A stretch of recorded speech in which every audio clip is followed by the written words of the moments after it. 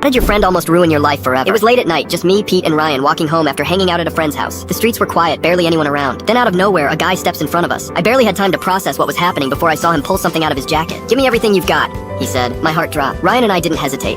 We pulled out our wallets, our phones, anything to make it out of there alive. But Pete, I can't believe what he did. Instead of handing his stuff over like a sane person, Pete sighs, actually rolls his eyes and says, "All right, fine, you can take my cash, but can I at least keep my ID?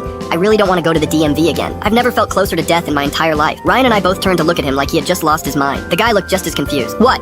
the robber said, staring at him. Pete holds up his wallet, pulls out his ID, and waves it in the guy's face. "Dude, seriously, just take the cash. I don't want to deal with all the paperwork." I was standing there, completely frozen, wondering if this was going to be the way I died. The guy actually tilts his head like he's considering it, and then he hands Pete his ID back. I couldn't believe what I was seeing. I was fully prepared to run, to fight, to do whatever it took to survive, and Pete was out here negotiating. The guy takes the rest of our stuff, tells us to turn around and walk away. We obviously didn't argue. I asked Pete why he would do that, and he said, "I just didn't to wait in the line again." That was the last time I trusted him with my safety.